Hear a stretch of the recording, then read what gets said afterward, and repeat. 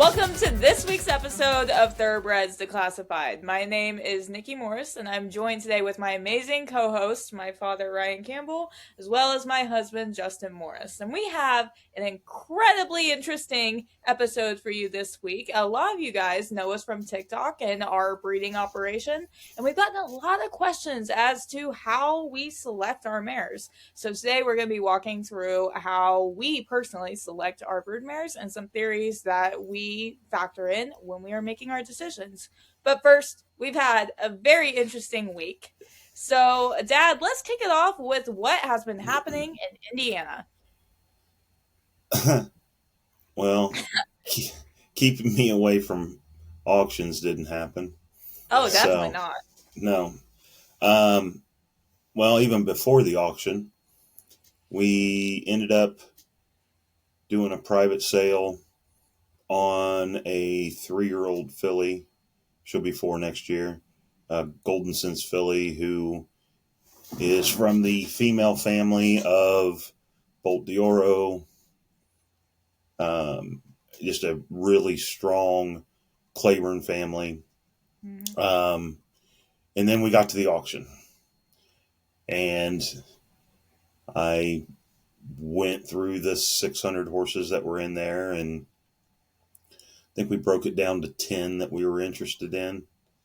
But we had one that came through, which I referred to as the Holy Grail mare, the one that we had to get no matter what. And well, by the end of the auction on Wednesday, we had been able to acquire a Good Magic 5-year-old out of a Awesome Again mare named Worship, who's the Good Magic filly's second dam is Preach, making her first dam the half sister to Pulpit. So another strong, which has been like his dream for the last, oh God, I don't know, 6-7 years. Well, we've been trying to purchase that family for at least 7, if not 8 years.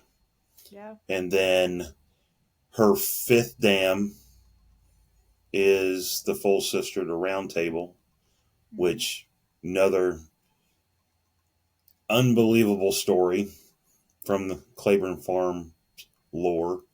Round Table was born the same night as Bold Ruler on the same farm, just stalls down from each other. So, and then turned out to be incredible racehorse, incredible sire. Finished his career. He actually met the Queen. I did find pictures of Round Table with the Queen when she came and visited Claiborne Farm, so that was pretty cool to find out. And so doing a lot of that. That the Golden Sense, what dam is it that is Frazette? That is the Golden Sense. She's back there ways. It's like the 10th dam, but she is from Frazette's female family. Which is crazy. It's way far back, but it's still there. So, and that's the thing that we do. We really, really like those foundation families, which that's what we're going to get into in this podcast. But yeah, it's been pretty exciting. I got a little grief from your sister about a red mare. For some reason, I don't look at the color of the horse when I pick it out. I look only at the page. I can't help it that she was red. But you got to kind of like it too, because she's a granddaughter of Curlin. Oh, we've got quite a bit of Curlin we got a lot of Curlin in our herd now. It's getting to a point where we're having to potentially look at moving some on because we're kind of overloaded with Smart Strike and Curlin in our Broodmare band.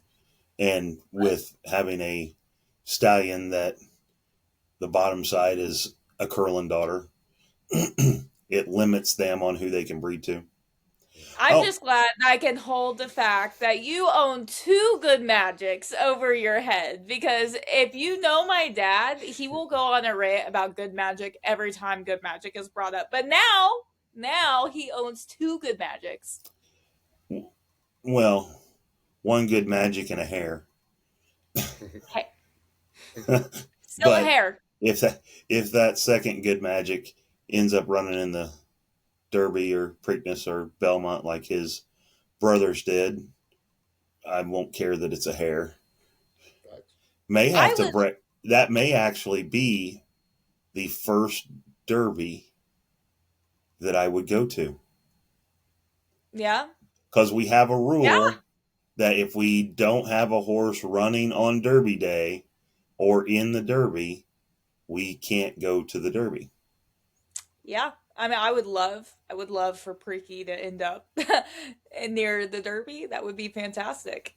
Yeah, We got a which little bit to learn that though. it's it's one of those that if you look at the production of the mare, I'd say he's got a better shot than most. Hmm. She's a Um, freak. Pretty much I think everything she's ever thrown. so. I'm really excited about the good magic. Don't get me wrong. That was like a holy grail mare. But I'm really excited about the Golden Sense, and I think it's mainly because I'm a huge Golden Sense fan.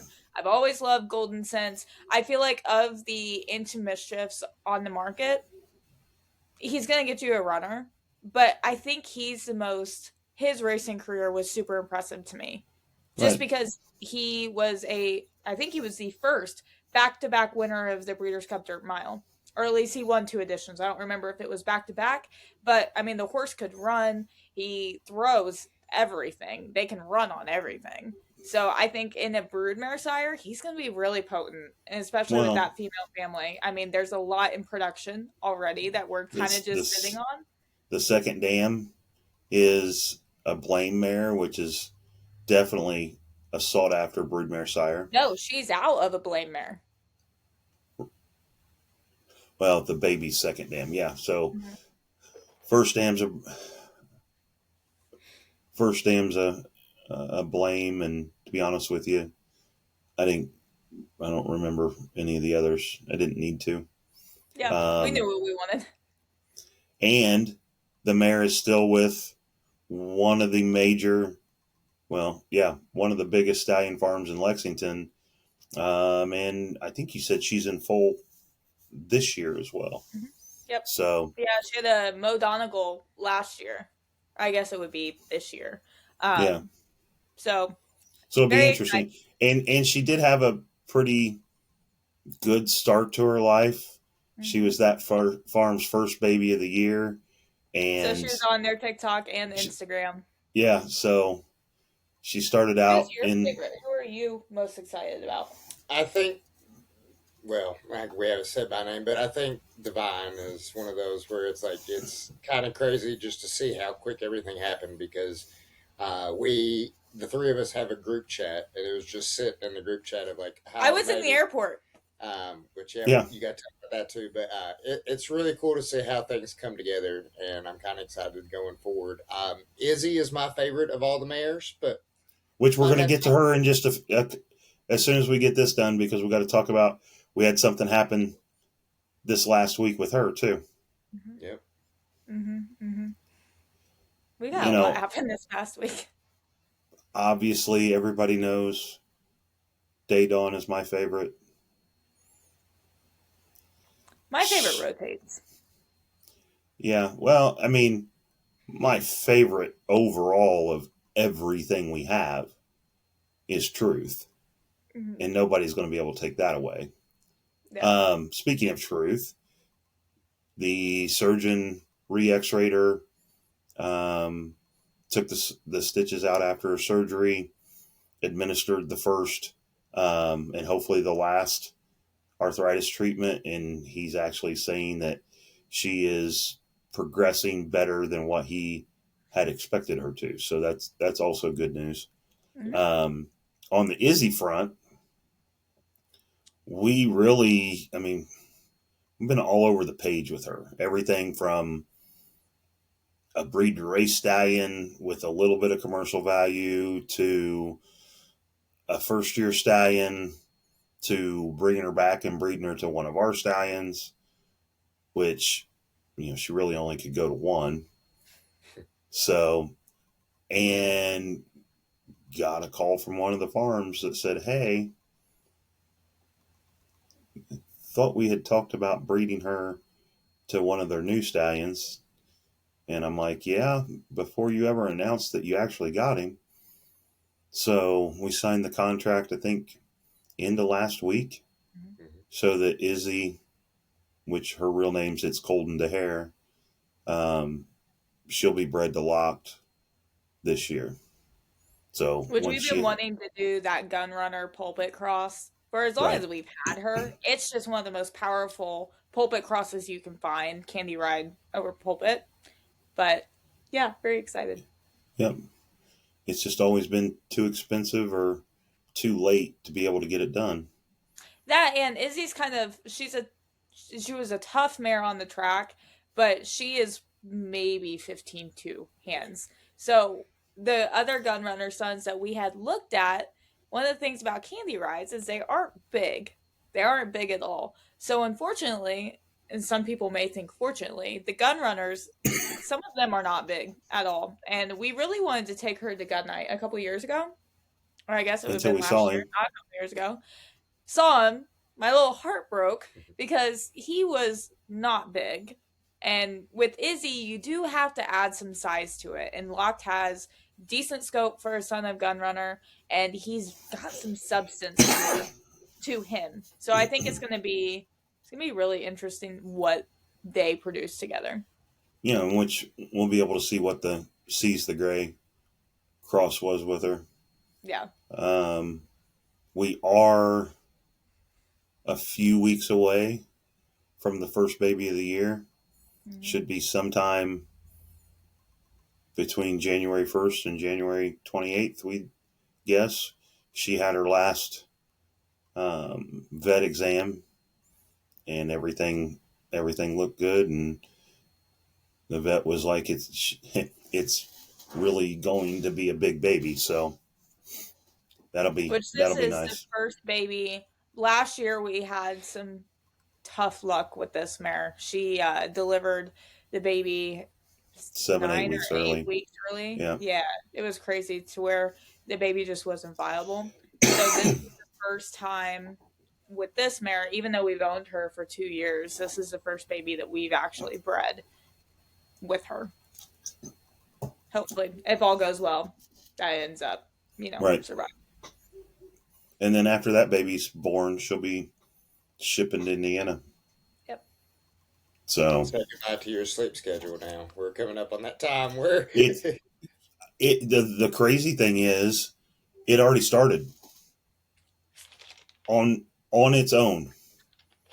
It's like 3 o'clock in the morning. You don't have a sleep schedule in the first place. Right, but like right now, yeah, there was, I think it was Saturday night, because I was pretty much just so disgusted with the 7 inches of snow that we got instead of the 2 that we were supposed to.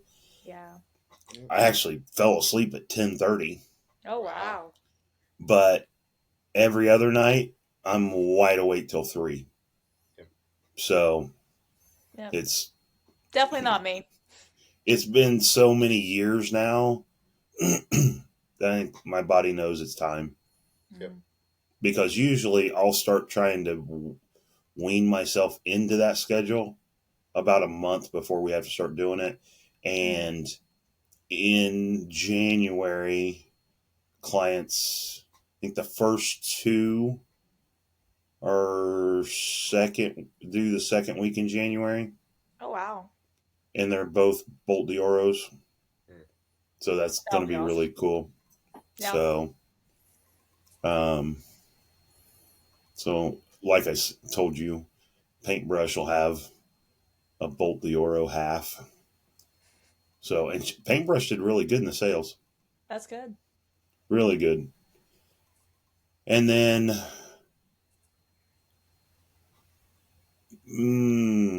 let's see, who's next for us? We got Bien in January. We've got Metro Girl in February. With the first in due time. First in due time baby, possibly. Because there was one covered around the same time as her. So, but she better get in gear and make sure she's the first. Well, and the thing is, I don't think we're foaling out that other one. Mm-hmm. So it'll definitely be the first one that we cover. Mm-hmm. And for people that don't know, because they're just meeting us on here, on my TikTok, I cover every baby, client or otherwise, that, you know, we don't do live streams or anything like that, but we do, you know, 3 to 4 minute video of the first stages of their life, you know, trying to figure out their legs, trying to nurse, all that kind of stuff. They usually do really, really well for viewership. And, you know, we'll bring some of that content into the podcast. And then we've got mares coming from Canada for Taproot. We've got mares coming from Florida for Taproot and in due time. We've got mares coming from South Carolina for one of them. I mean, and then just the number of open mares that we really need to get all the open mares covered and in foal by the first or second week in March. So we'll have a lot of early season babies next year. In 2027, just don't talk to me. Because, I mean, it literally will start January 1st. Yeah. Because breeding shed opens February 10th. Which, a February 10th cover, the safe 320 day, is a couple days before New Year's. So.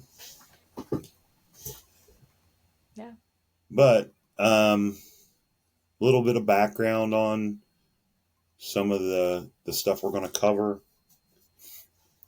Can I add something that had happened this week? Oh, yeah. I thought usually you start off, not me. I went to Texas for the first time, which was interesting. I never thought I'd be going to Texas, but I went to Highlander Training Center, which Highlander is one of the premier training centers on the West Coast. It was really cool. They do all of their like rehab and sales prep and everything in-house. It's one of the most beautiful facilities I've ever gone to. But my work sent me out to get content of a few of the horses we had there. And just a couple of the cool horses I got to see. I got to see Serengeti Empress's Curlin. Oh. It's a yearling, but it's getting ready to turn 2. And it's the workmate of one of the yearlings I was out there to get content of. But he is massive. I promise you that horse is already like 16-1. And it's a yearling. And it's getting ready to turn 2. Got to see Serengeti Empress's kid there. I got to see 3 different flight lines. It was interesting. They do not all look alike. Which was very, very interesting. Yeah. So what you're saying is he's not stamping. It's a limited sample group, so I don't know. Right. Like, it could be a situation where those mares are just really dominant and passing specific traits. But that was interesting to know. I did get to see an epicenter, which I haven't seen many epicenters myself. Right. There really weren't that many in the sales this year, but the epicenter I did see there was really nice. Not like the biggest thing ever, but was really balanced for as young as he was. Right. And then I got to see an essential quality, which I really liked. The essential quality had a nice hip on it, really nice shoulder. But yeah, it was really fun. We got to go out, take videos of horses. A couple of the horses that we own microshares in, I got to see one of them specifically. He's a Yalpon son so Jay and I had a competition last year where we each bought a yearling from MRH, and I went with a Yalpon. He went with the Munnings. Both of them were there. But I got to snuggle with the Yalpon for like 5 minutes straight. And he's a dark bay, no white. I have a type. It was really nice. And his one of the words in his name is brew, which does crack me up because we have a whole brew sister situation we have Atomic Brew, Overbrewed. They had a younger sister. She unfortunately did pass away. But it was one final brew. Yeah. Right. It was just, it's always fun. That was the first time I had gotten flown out for anything. So I traveled on my own, which was terrifying. A little bit of a fiasco there. I realized I picked a rental car from the most like Bad. sketchy Yeah. sketchy rental companies, and sketchy in Dallas is definitely not the most fun. But Right. yeah. And I conquered the Dallas interstate with 5 lanes. And flying on your own and not missing your flights. See, flying is not scary to me at all. Like to me, that's not something that I view like as a challenge. I view that as like a privilege, especially if I get like a window seat, because then I can just sit there and I have like a million pictures on my phone of us in the air. But yeah, so that was what I did. All right, now we can get into what we're talking about this week on the pod. So we're going to be talking about what we look for in a broodmare, and I want to give a little bit of a history of how those thought processes were cultivated over the years. And I was actually talking to somebody today about it and kind of really realized where that our theories come from.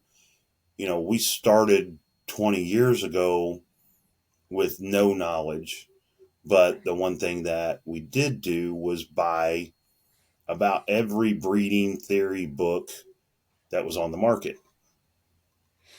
The big thing about that is most of the breeding theory books are like from Tessio and the 1940s, 50s, 60s, 70s. So when we're actually in that mindset of how they generated horses back then, which is a very big difference, honestly, for the majority of people. A lot of people are not looking the same ways that we are. It's what's fashionable, what can get the most value or highest price in a sale for commercial. We're actually looking at, we want to get as high a price as we can, but we want to produce a racehorse. Something we kind of talked about last week on the podcast. So through those breeding theory books from really the heyday of great racehorses, that's kind of where we get the knowledge, the theories behind what we're doing with our broodmare band. Mm-hmm. Doesn't necessarily mean it's the only way to go. Doesn't, we think it's the best way to go, but that's us.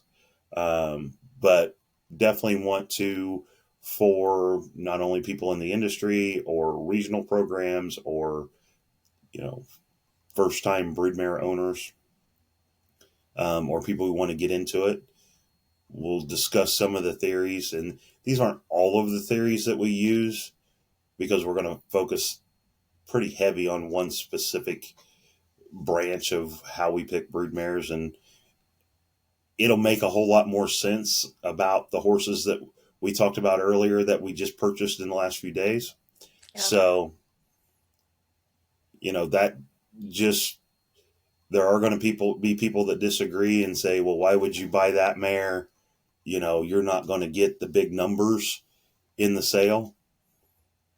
But there are definitely groups of individuals, groups of families that are going to say, yep, that's the way it's been traditionally done through all of time in the thoroughbred industry. So, and I think it's interesting now. I mean, we're in this age of technology, and a lot of the books that you reference, like you said, are from the 40s and 50s and 70s. And, it's interesting to think back then, they didn't have nearly the access to information the common person didn't have. I mean, there was right. no internet.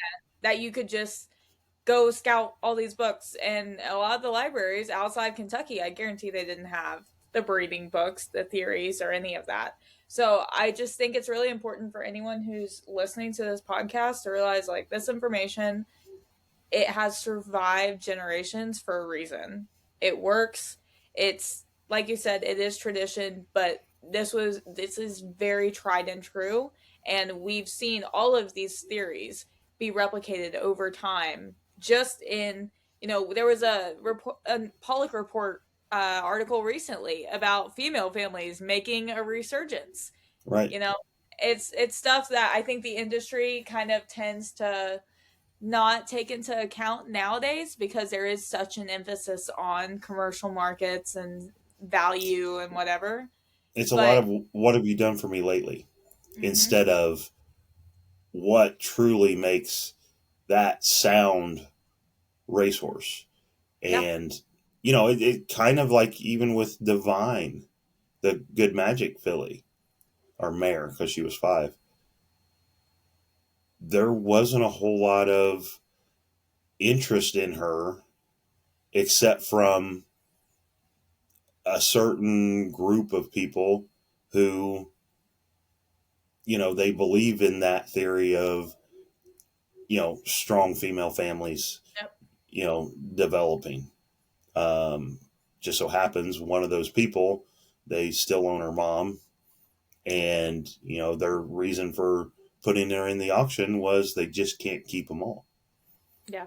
But they think she's going to be, she has a real good shot of being a very successful broodmare. For sure. Well, without further ado, let's get into the discussion. Diving into today's discussion is one of the most important foundation blocks for your breeding program. It is knowing what you're going to look for in a broodmare. So we decided that we're going to break it down for you, what we look for in a broodmare. Yeah. One big thing in the breeding game, a lot of people, they focus on, well, I want to breed to this sire. I want to breed to that sire. Well, in all honesty, the broodmare is actually more important than who you breed her to. You can breed a really poor mare to the best stallion in the world, and most likely you're going to get a really poor baby. Or you could breed the best mare in the world to a mediocre to poor stallion and still have a chance at getting a halfway decent racehorse. So, it definitely, you may want to breed to a specific stallion, but, even you go back to the Chinneries, they focused on mares versus, they built their quality of mare up and, produced the horses they produced. So that is definitely, I think it's really important. I mean, we just saw it with the Raging Torrent Syndicate, right. It's the reason why you see these stallion farms or these stallion syndicates, they'll take these huge swings on proven broodmares because you can breed it to I'll be real, any type of sire, and they're more than likely going to produce. But you don't see people having a broodmare going out and buying a sire, or really, by that point, if they're good enough of a runner to breed to a specific sire, they're usually getting it discounted or some sort of deal there. You don't see very many people taking, now some do, a complete junk mare and breeding it to a $200,000 stallion and expecting a miracle. So no, the Raging Torrent Syndicate, not only did they pay $5 million for Puka, I think they bought 3 or 4 7-figure broodmares in the November sale for Raging Torrent. And that's the way they're, doing everything they can to set up him for the, a successful stallion career. Yeah, for sure. With the price that he's coming in at, he's not going to demand a mare like Puka. Puka wasn't going to breed to, anybody else owned him. And Puka's a stallion maker. to be honest. Yeah. And she's flat out a stallion maker. So before we dive in, I think this is, I don't know if either one of you all covered. When I first started coming along, before she took a little bit of break from horses, it was purely a stallion business. What made the pivot to go to broodmares and be like what Truth. you all stand behind? Truth. Makes sense. The stallion segment of our program wasn't from the very beginning. I mean, we had a point where, well, I mean, we had them, but we also 1 year had, shy. yeah, we had 10 broodmares at one point. Mm-hmm. So it just got to the point where we weren't in the right place, as in location wise. We weren't in the right, we had to pick if we were going to put our money towards broodmares or we were going to put it towards stallions, and we've been able to expand. I mean, I was really strict saying, no, we're not doing broodmares. No, we're not doing broodmares. It We're became a just game. doing same. Yeah. I would send him mares just to aggravate him. Right. And then, we show up to the sale, and half sister to one of our broodmares that had passed, and we had watched her since she was 2, just happened to be in the sale, and we didn't know it. And that literally right there was the pivot. Yep. Because we went there to buy a stallion, and instead we came home with a mare that had truth in the belly. And then that story became what it is now. Yeah. So an impulse buy, to your question. Yeah. An impulse buy. It took 12 broodmares to make up for Air to Dare. Yep. So let's get into it. Cool. So I mean, yeah, Truth's responsible for where we're at now, to be 1,000% honest. If there was no Truth, we'd still be just doing the stallion game. And we probably wouldn't have Taproot or In Due Time. Maybe In Due Time, but definitely not Taproot. Right. So, let's get started. Let me get everything here. If I'd hit the right button. So, like I said, I've read books from all the way back late 1800s, early 1900s. All the way through modern day, even though the majority of what is out there to read is more historic thoroughbred breeding. There are some books out there that discuss, more of the modern day. But there are a lot of different theories that none of these really should be taken as we're just going to do this theory. They all kind of need to be balanced out across each other. The very first one is probably the oldest one on the book. Breed to the best of the best. The best race mare to the best stallion. There was a little more to that theory, is breed the best of the best and hope for the best. Then we have, one of the best breeders in probably all of history with Tessio. There's inbreeding, line breeding, outcrossing. What a lot of people rely on today is the nicking programs to be able to decide their breeding.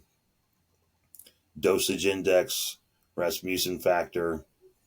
A lot of people just breed to the best stallion they can afford. And looking at their statistics, one we're going to cover highly today is the female line. Nick and I kind of balance each other out. I breed a lot for Paige. Nick does a lot of this, breeding like to like in the stallion and mare, or breeding to improve flaws in both the stallion and the mare. So I think this is why, for me, so I have a sport horse background, and I think that really does come into play. And I think not enough people know about conformation and what flaws to improve on. So before we get like too far into that, I would recommend make sure you are aware of conformation and conformation flaws and how they can contribute or detract from your horse's performance. Right. Little rant there. And that's where her and I balance each other out. Is on paper, it could be the best breed in the world, but they mare may need shorter pasterns, or the stallion may need shorter. Example, Gun Knight and Izzy. Yep. You don't want to breed a tiny horse to another tiny horse. Unless it's Northern Dancer. Well, he's gone. Always exceptions to the rule. Yeah. Inbreeding influential mares, that's one thing that I like a lot. Influential mares, influential foal and half sisters. That's the inbreeding half siblings. And then there's the racehorse test, which really goes with breed the best of the best. You're looking at a mare solely on its on-track performance. So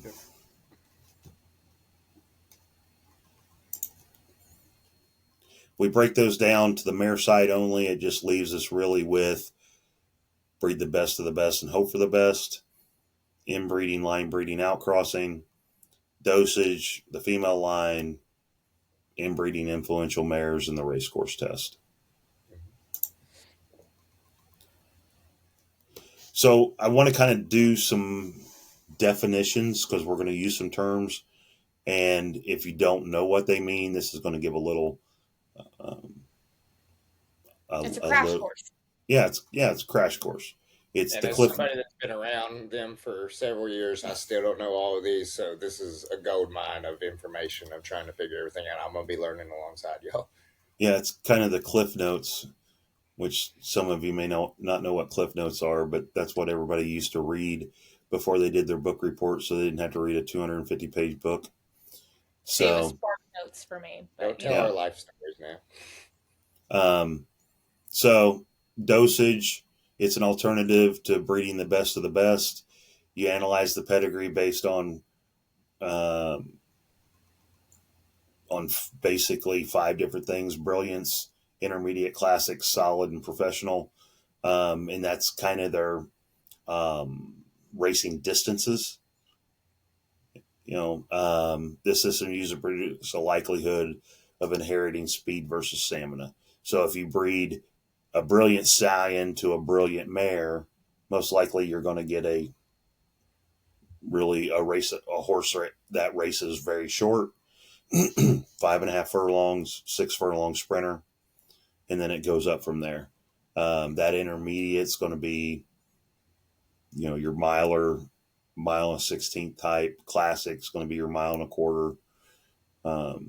So that's kind of the definition once we say, looking at dosage. Inbreeding, line breeding, and outcrossing. To be honest with you, the first two, there's several jokes about that. It's inbreeding. Line breeding when it works. It's inbreeding when it doesn't. Right. Inbreeding is mating closely related animals to quickly fix desired characteristics and get rid of negatives. Line breeding is really the same. And like she said, the joke is it's line breeding if it works, it's inbreeding if it didn't. Outcrossing is when you're trying to duplicate no horses in the first 5 generations, or as few horses in the first 5 generations. I think it's important to note when you are inbreeding or outcrossing too, you really do need to be aware of what genetic factors do tend to pass with the horses that you are inbreeding. There are certain stallions that we will not inbreed because we're aware of some genetic issues that they don't necessarily, it hasn't been proven to pass, but we've seen enough in our own experience Right. that we're very like cautious of doing that. So anytime you're looking to inbreed a horse, I do heavily recommend researching any of the risks associated with that horse. Yeah, and I mean, like anymore, you're getting to see where there's 3 and 4 generations of Mr. Prospector, or instances in the first 5 generations of Mr. Prospector. Well, it might be time to think about trying to breed to a stallion who doesn't have Mr. Prospector in the first 5 generations. Yeah.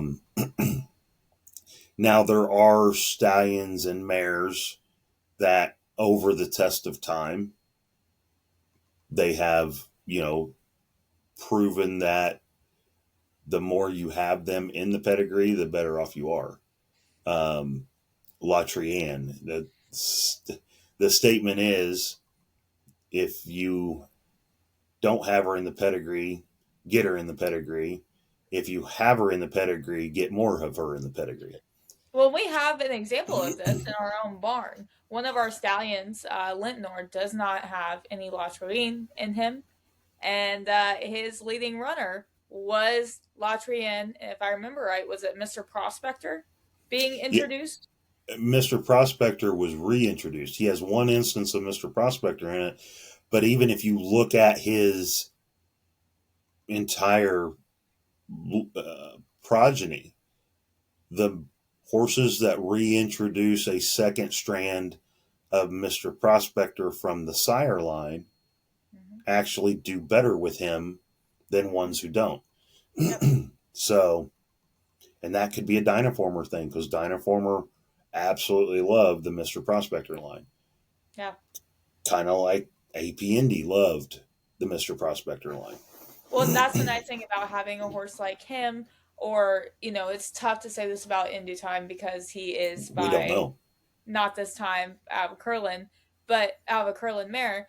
But the nice thing about having stallions who they don't have inbreeding in their immediate 5 generations is they can help mares who are super heavy on one thing. Like you said, with the Mr. Prospector, he could be good for a mare who is heavy on Mr. Prospector. Right. Because he adds some sturdiness to it, and he himself is not overloaded. Right.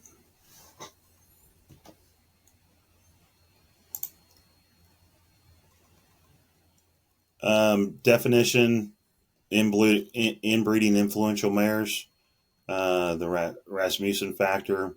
It's a more specific method that requires the duplication of specific female ancestors within 5 generations. This is something that we are doing this year, and I've wanted to do for about 8 years, and finally have the mare to do it with. And one of the things with that is specifically knowing everything you can about that mare you want to duplicate. What did she pass? Did she pass her attitude? Did she pass her soundness? Did she pass her racing ability? And then you kind of look at, okay, what did her daughters and sons pass? Did they pass her, or did they pass their sires? The one that we're going to do it with, her sire level son passes her attitude, her soundness, her everything. We might produce a rattlesnake by doing this, but sometimes rattlesnakes run the best. They've got that no fear, I'm special type of attitude. Yeah, it's definitely going to be an interesting baby from that one. It's interesting that line, sire line, we've only done it twice. And both of those babies that we've done, we brought that specific sire into the mix. They both of those babies are 100% attitude. Yep. So, Yeah. That is definitely an understatement. yeah, they're both red. Yeah. And this one likely will be red too. Could be gray. I'm still holding Um, out for gray. I've been waiting for a little while. I think you've got your gray coming this year. uh, If not, then we just need to hang up the boots, you know? yeah, it's one of those that all but one has a shot at being gray. That'll be the only time somebody may get overtaken, is if once their gray finally happens. That's my affinity. Yeah. The racecourse test, breed the best of the best. Like I said, it's, the full statements, breed the best of the best and hope for the best. It's just a straightforward theory. It explains itself. The Do you best. think this is the most risky theory out of all of them? I don't think so. I don't think so. I don't think it's a great theory either. There's been studies on it both ways. I would say if you're going to make a decision based off of a lack of bloodstock knowledge, it's a pretty smart way to go.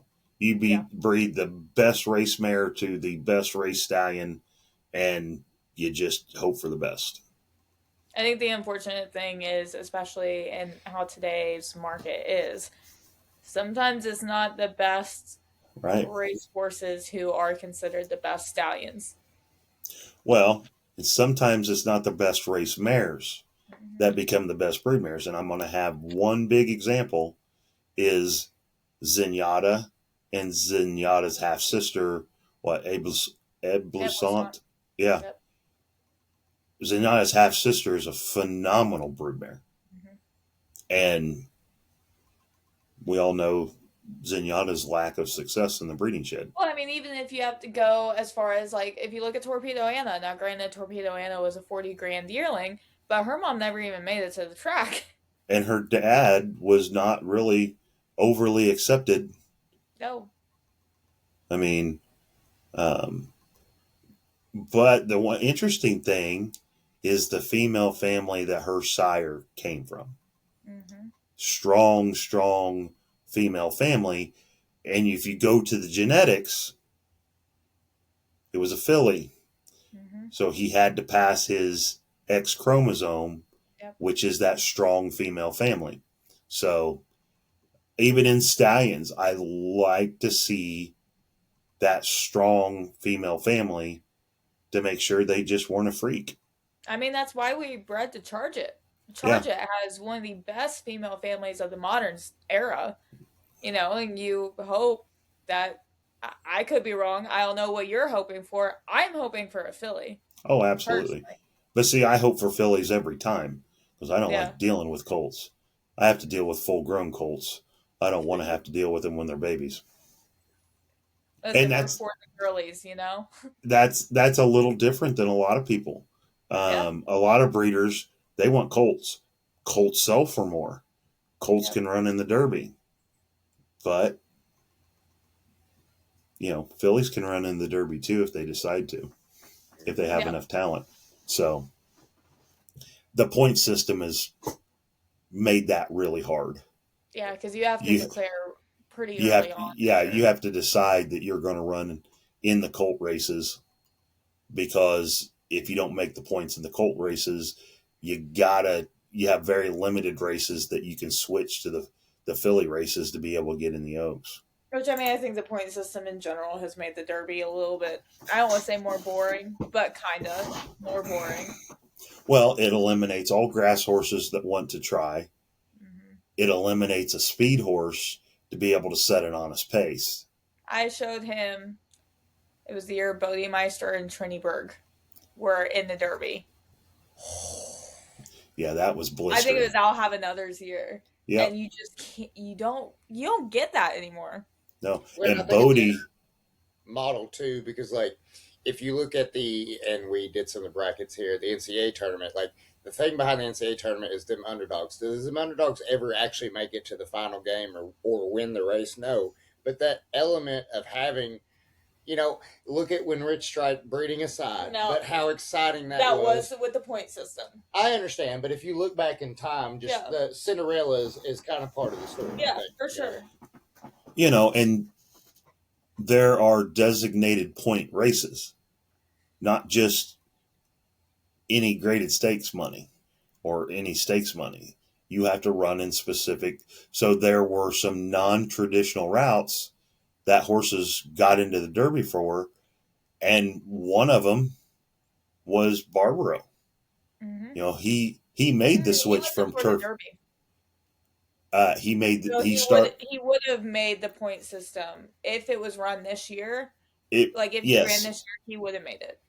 But some of his eligible earnings came from a turf race.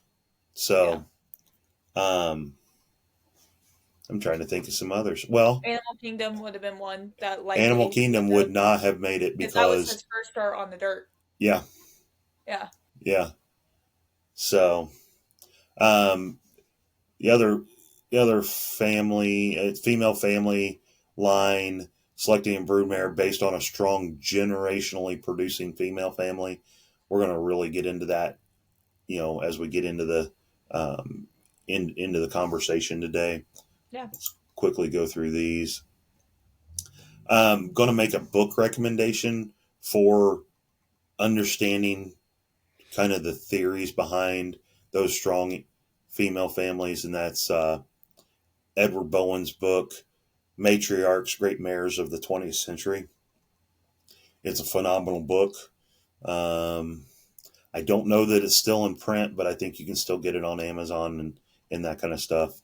And one of the families that is, hallmark of the thoroughbred breeding business, I put on a quote from Seth Hancock. Generally, I believe the old saying that family is stronger than the individual. Connecting to that line of reasoning is the fact that the race record alone is not always the true measure. And if any farm has reinforced that statement, that is Claiborne. They have generationally cultivated those original families year after year after year. The Phipps are the same way. The Shenanigans ruffian female family went cold for a couple of generations, and then all of a sudden it pops up a Derby winner in Orb. So I think it's important to note, so not everyone may know who Claiborne Farm is. If you saw, hate to bring it back to movies, if you saw the movie Secretariat and the young guy who does the huge syndication for Secretariat during his career, that is who Seth Hancock is. Seth Hancock, he made some huge moves for Claiborne Farm when he took over, and he inherited the generational knowledge that his dad had, Bull Hancock, who's widely considered one of the best breeders of all time. Yeah, I mean, he imported Nasrullah. He imported Prince Quillo. Mm-hmm. He was doing stuff that other people were like kind of not understanding at the time, but when it started working, I think they imported Sir Galahad too. It's so much so that other major farms here in Kentucky are now building their programs off of Phipps and Claiborne families. Right.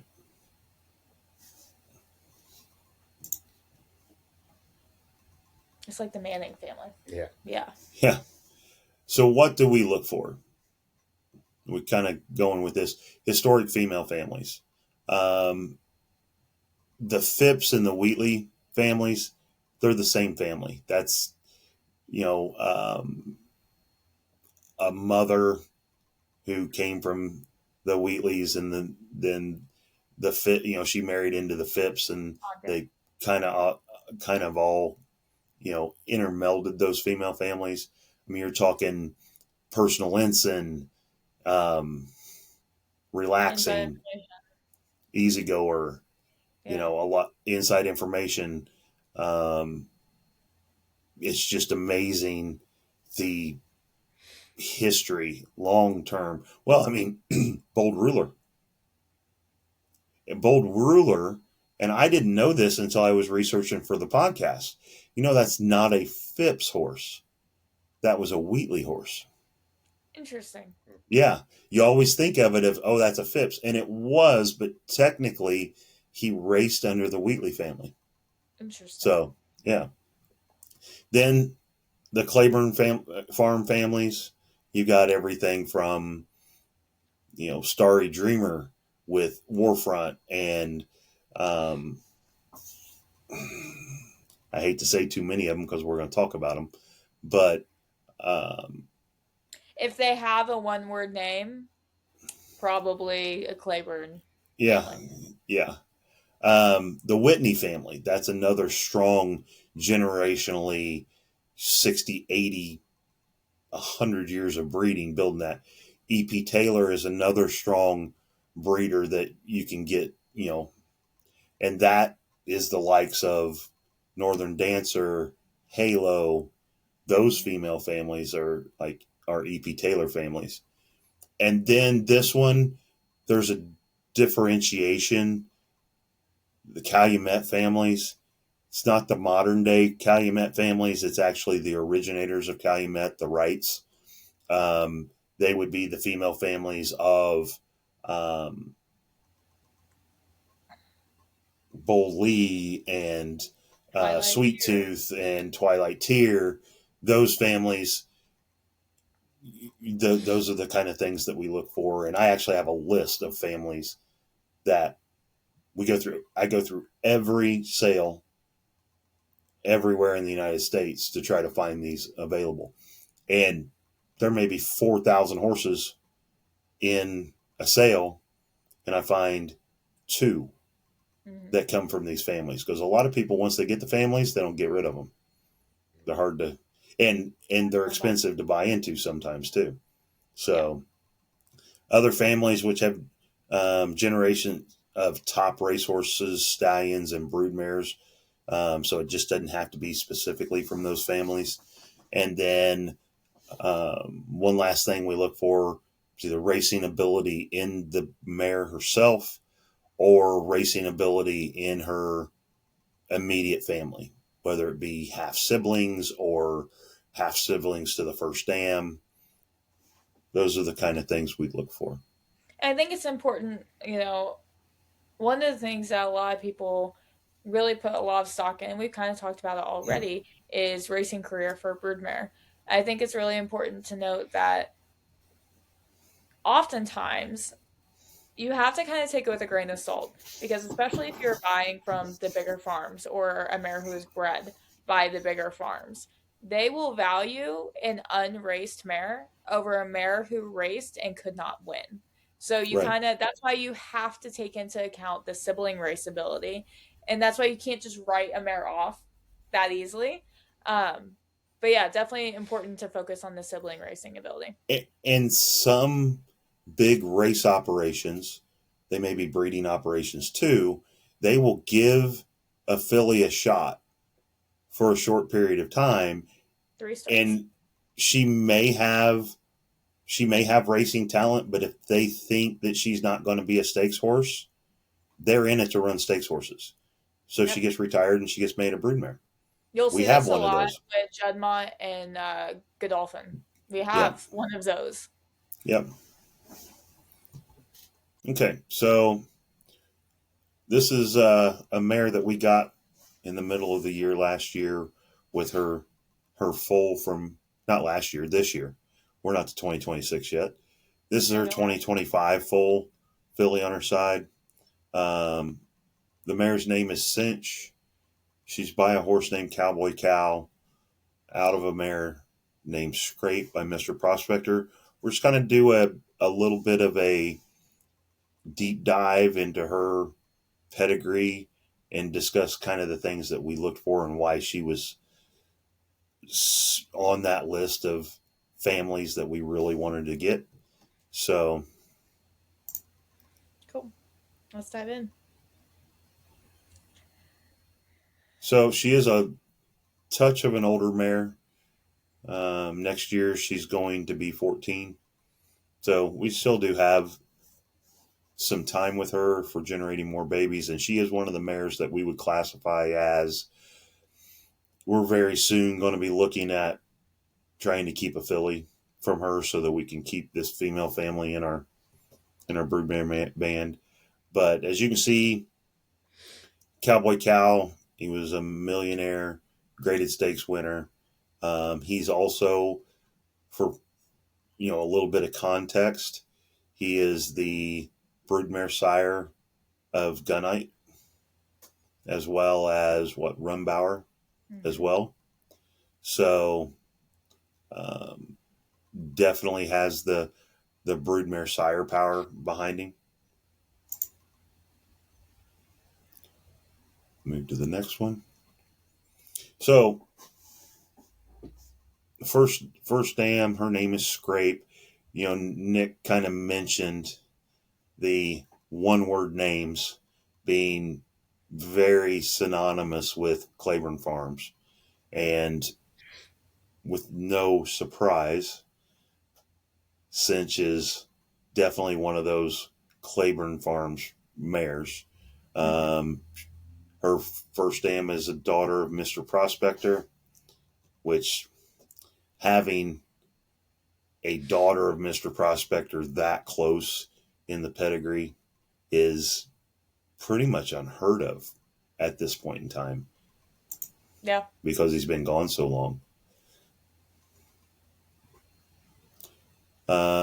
You see in the green, Scrape is actually the foal sister to 49er.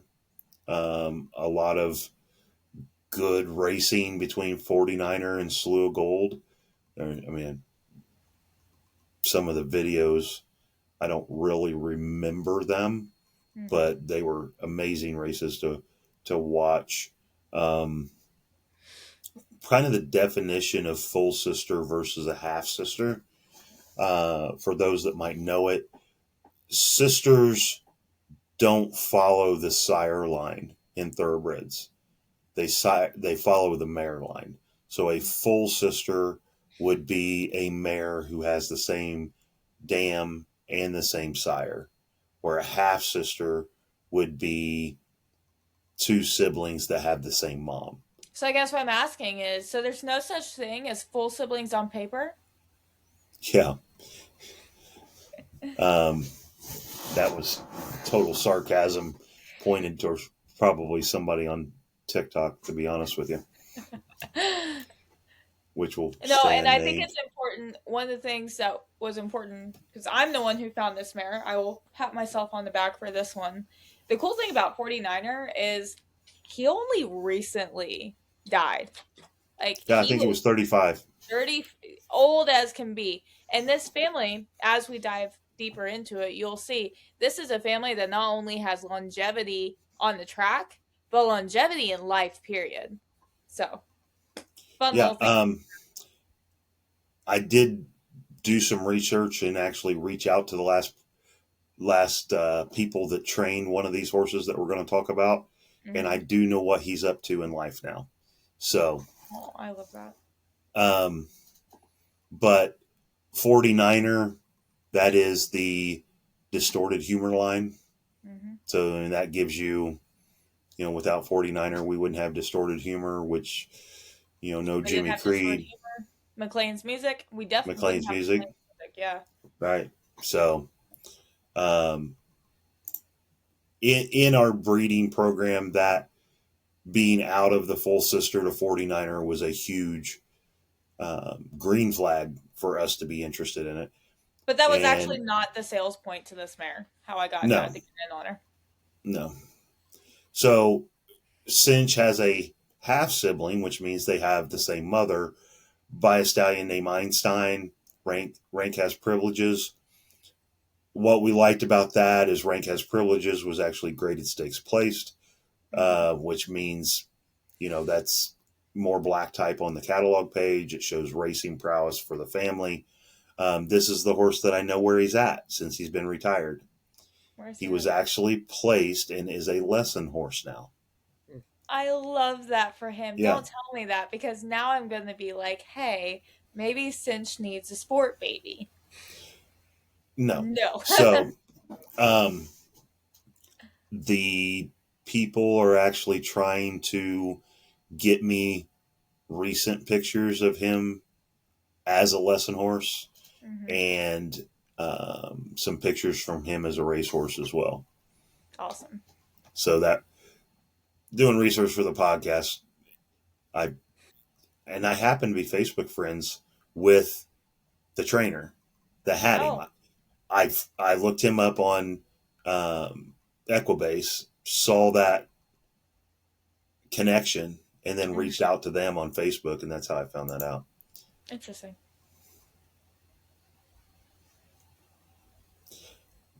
Next thing that we're kind of going to bring up here is Cinch's half sibling by Boston Harbor produced a the half sibling herself ran in Japan from 3 to 5 and made 384,000. So Cinch is unraced. So we kind of have to go through what maybe her sisters for that racing prowess. But we also see that Cinch's half sister also produced a $1.8 million winner, stakes placed Japanese horse, which I know a lot of people say, oh, it's just a Japanese horse. No, Japanese horses are, competing on the world stage at the highest levels and winning. So, Japan has some of the toughest racing on the yep. market. We go down to another half sibling who actually just placed at 3. She's not a winner and made $8,000. She happens to be the dam of a graded stakes winner in Argentina, which, that's where Candy Ride came from. Mm-hmm. They produce some strong racehorses. Mm-hmm. Also with Elevate, another half sister of hers, she produced a stakes placed horse, and one of her daughters actually produced a stakes horse. So we can see in that first generation, the sisters, half sisters of Cinch, are actually stakes caliber producing mares. So that's why we've done some research of why she's going to the particular stallion she's going to this year, and that is the reintroduction of a Seattle Slew AP Indy into this family line.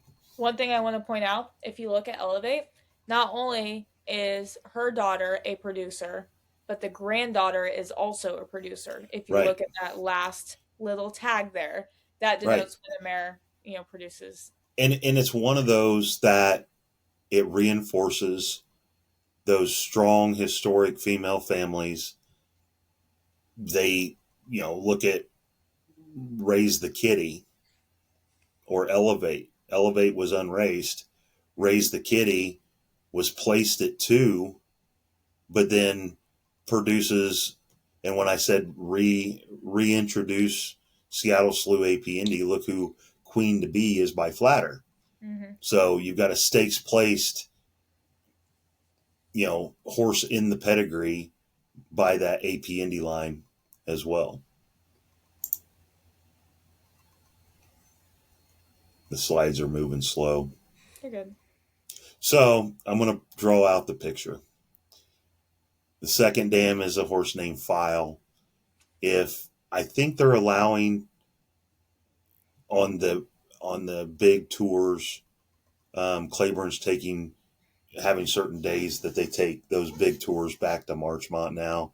Mm-hmm. Cinch's second dam is actually buried in the Marchmont Cemetery at Claiborne Farm. There are severe restrictions on what qualifies you to be able to be buried with a headstone and all that kind of stuff at Claiborne. And it goes to grade 1 winners, grade 1 producers, graded stakes producers, that kind of stuff. And File, she earned her right to be buried with all of the great mares and great stallions that have lived their life, grew up at, or stood or produced babies at Claiborne Farm. So I thought that was pretty cool that, she's got that. And to give context, so Claiborne Farm, the Marchmont Cemetery was for a long time, no one could get back there type cemetery. So they have that front cemetery up front by the office that if you go to Claiborne, you can walk through. It's got Secretariat, Swale, Bold Ruler, Pulpit. all of like the big stallions are up there. Yep. Marchmont is where I think you get the true history of Claiborne walking through. Because, I mean, it's, like you said, grade 1 winners, grade 1 producers that didn't make it to the front for whichever reason. And, now they just opened it because Ruffian is now buried back there. But, we've been able to see File, her tombstone, in person. And we didn't realize it at the time. But a lot of these Claiborne mares, like, it's crazy to see them end up in Marchmont. Yeah, you've got like Buck Passer, Damascus, Conquistador Cielo. The actual burial ground of Sir Galahad is back there. Even though they have a headstone up front, he's actually buried, back there. Roughshod, Moccasin, Inside Information, Pine Island, Personal Ensign, Starry Dreamer, which is the dam of Warfront. So Boundary's probably back there. Yeah. Lure is back there. So Preach is back there. Mm-hmm. And Yell. Yep. And Yarn's not back there because she ended up actually getting sold. But so in the green is File's half or full sisters. Actually, it says half to all of them. So we've got, I'm going to butcher it, Yamanin. And then we have Tuerta, List, and Perpetual. Perpetual was a sire. List was a sire. Yamanin was a sire. Tuerta was a broodmare, which we'll tell you the story of Tuerta here really soon. But once again, you see historic broodmares and historic sires in the pedigree way up close. We've got a picture of 49er. So if anybody didn't know what he looked like, this is him in Japan, where they loved him in Japan. 49ers by Mr. Prospector, which makes him Scrape's full brother. And this is what, you don't really see today. 49er ran 19 times and won 11 of them. Yep. And that was just between 2 and 3. Right. A lot of the horses don't do that anymore. No. He won the Travers, the Champagne, the Haskell, Fountain of Youth, Breeders' Futurity. And I think it's called the Cigar Mile now, but the NYRA mile that used to be called the Stallion Maker race.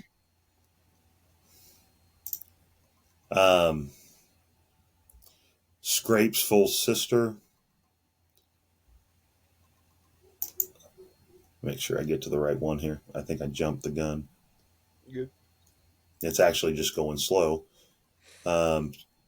Scrape's full sister, a braid, is the dam of, another stakes winner. Yeah, I went too far. Let's go back one. I was too impatient.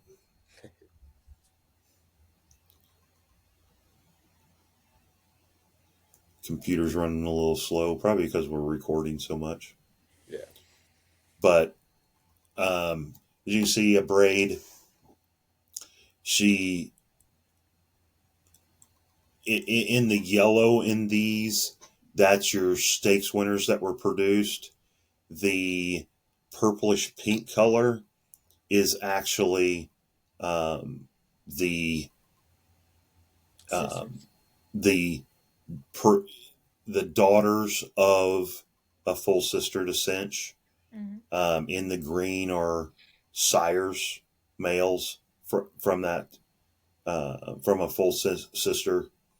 So we've got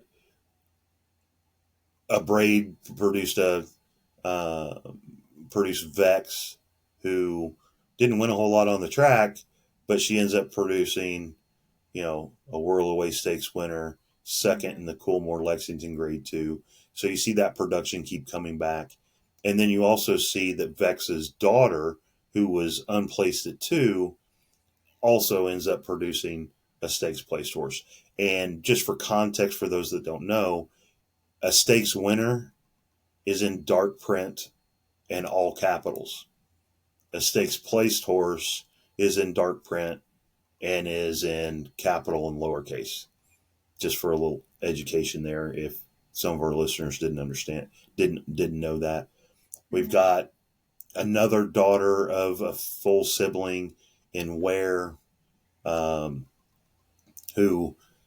Ware actually produced, a daughter that was a stakes placed horse herself, but she ends up producing an almost millionaire, multiple graded stakes horse.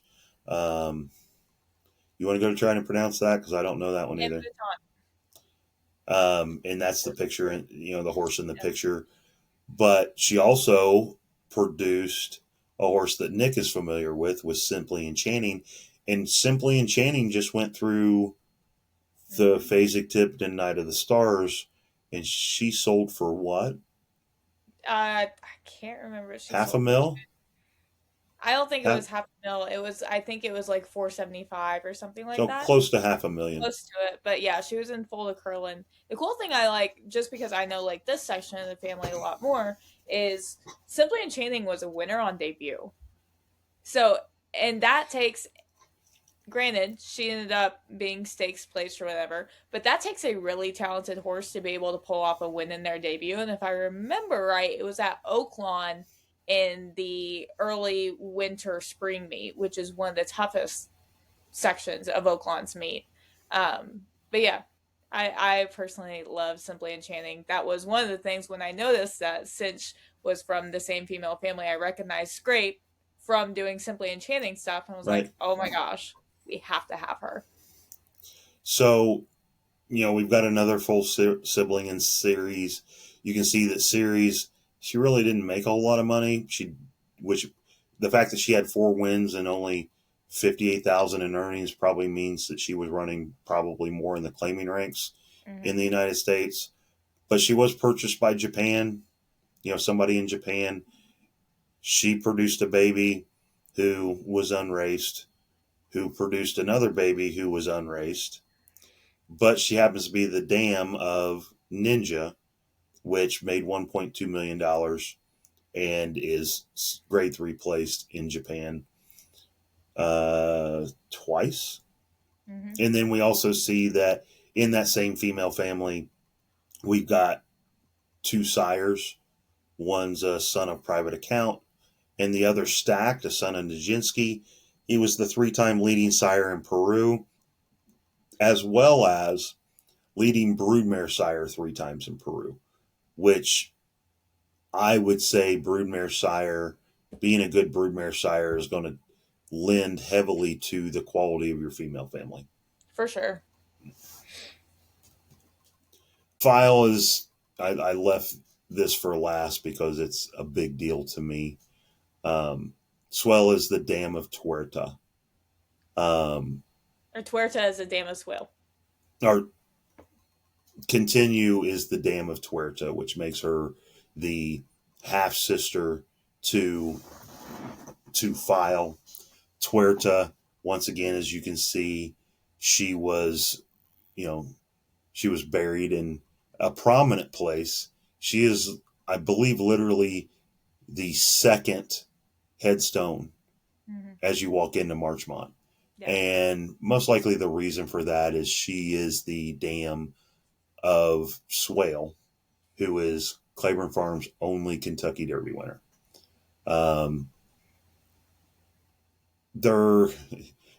there was an inside information, which used to be on HRTV, that was an hour-long special on Swale. It tells the story of Tuerta. They called um, they called Bull Hancock on the night that she was born, and he was, he was really, really hoping, he wanted a boy, and they called him and said, "Hey, it's a filly." He kind of got mad, and then they said, "And not only is she a filly, she only has one eye." So Tuerta, I believe in Spanish, is one eye. So just the fact that the mare the filly that he was upset with, because she was a filly and not a colt, and because she had one eye, is actually the mare that produced their Kentucky Derby winner, the holy grail of North American racing. So, and Swale is, I mean, he's probably the reason that I'm into racing. Him and Ali Sheba are literally my two favorite horses of all time. I've wanted the Swale family since we started this, and because Nick found her, we ended up getting it. Yep. So Swale won the Kentucky Derby. He did not win the Preakness. He came back and won the Belmont. This is Swale in the Kentucky Derby winner circle with Lafitte Pinkai on board. The tragedy happened, I believe, 7 or 8 days later, when he got done from work. He was getting his bath. Stakes. Yeah. Well, after the Belmont Stakes, yes. He was getting his bath, and he collapsed and died, depriving Claiborne Farms of what people would think is a son of Seattle Slew that would have rivaled AP Indy as well, as being a great sire. So that is one big thing, just from a sentimental side, that was like, yeah, we need to have this mare. Yeah. I knew as soon as I said, this mare is from the female family of Swale, and you do what you want with that information. I didn't tell you. I knew we were coming home with her. It was 30 seconds. It was like, yeah, we're buying her. So, as you can see, this is still under continue. There is the all capital black type, print everywhere. It was kind of a no brainer. This is the type of mare that we want. You can see those big horses, valuable horses popping up generation after generation after generation. And those are, just an example of, what we're really looking for, is that type of repeat, generation after generation. So we'll do like a quick overview of just basically showing that cinch is not a random thing. This is Dawn. Mm-hmm. She is another digital cell find that was absolutely crazy. And she was one of those that the digital sale on her catalog page only had her first dam. So unless you did the research, you didn't know everything about her. Do you want to take a little bit of this, Nick?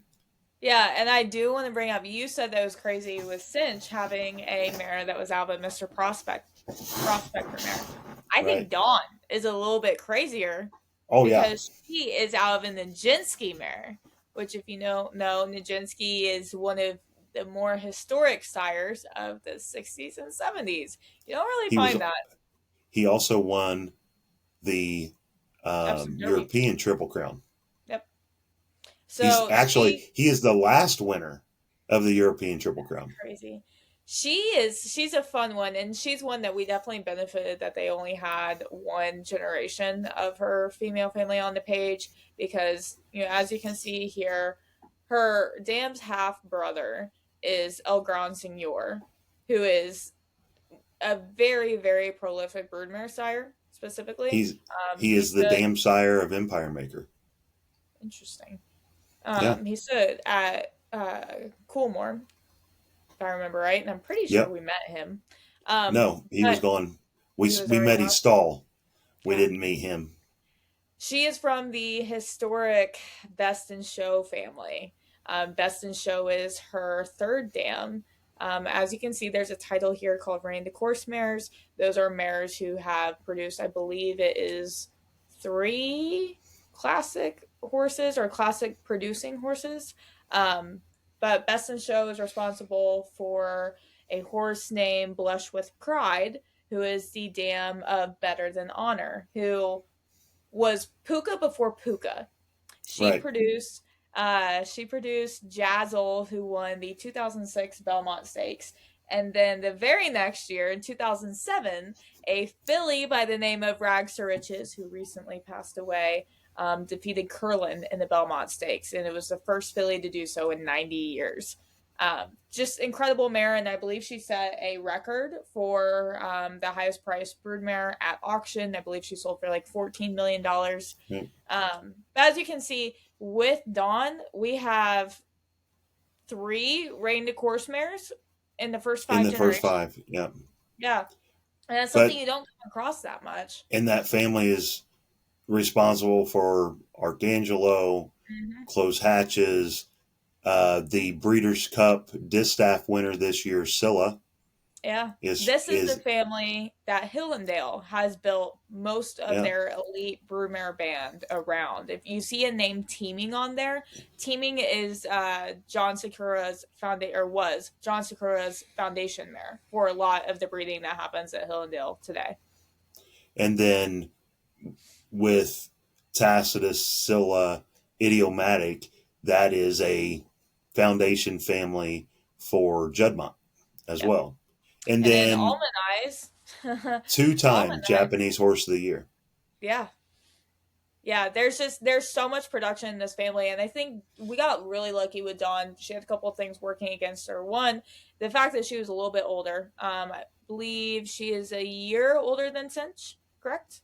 No. Year or 2? She's an 09. Okay, so she's a little bit more than a year or 2. Yeah. But, she is an older mare. She is one that we have a filly from her that I'm pretty sure we're keeping. I feel like you'd have to pry her from Dad's cold, dead hands. Yes.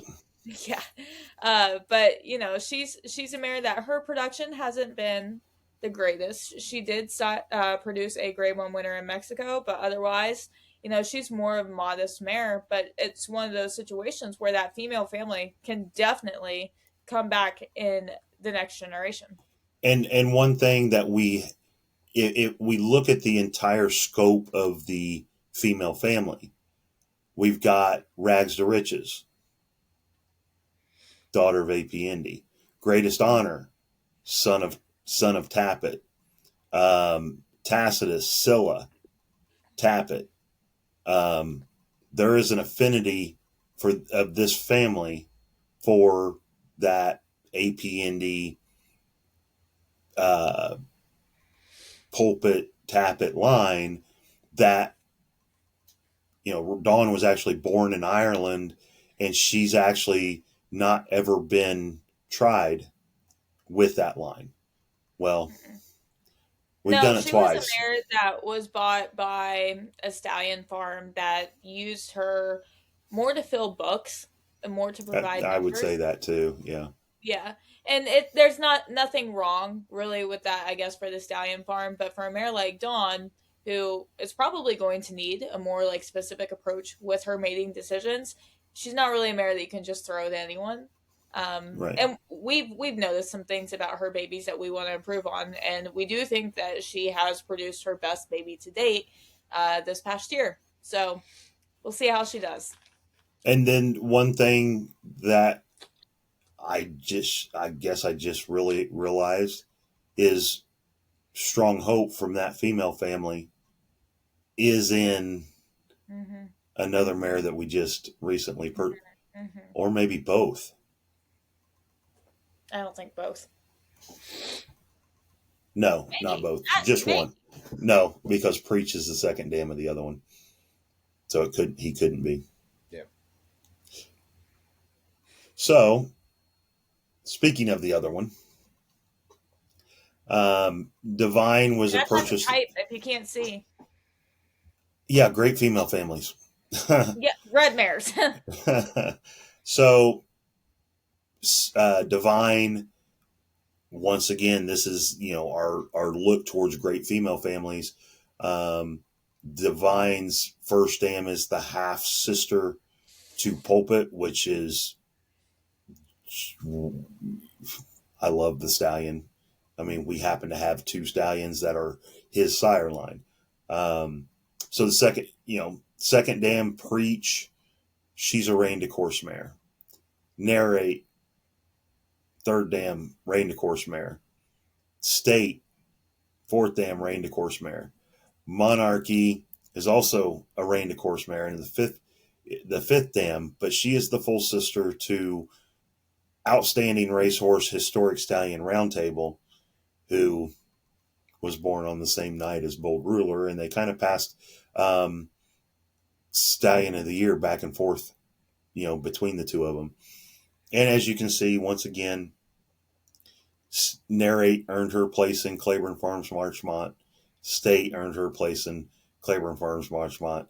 Preach is now buried in Marchmont because she recently passed, and Pulpit is up front. So this is as Claiborne a family as you can possibly get. So, and the nice thing about this mare is her being by, and I know we're specifically talking about female family, but I think it's important to note that her being by Good Magic, he also hails from a really, really potent female family with Glinda the Good. That whole female family is filled with rein to course mares as well.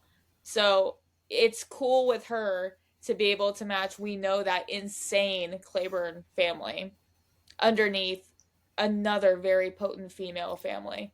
I mean, this is the type of mares that you. There's a very lightly used this today breeding theory of in the first 7 generations, how many rein to course mares you can get across everything, not just sire, dam side, dam side, but across everything. And with Divine, I didn't put it on here, but 7 of her first 8 dams are rein to course mares, which is crazy. Yeah. So, in the first 7 dams, in this theory, you want at least, or in this first 7 generations, in this theory, you want at least 7 rein to course mares across the entire pedigree. Divine does that by herself. Yeah. So,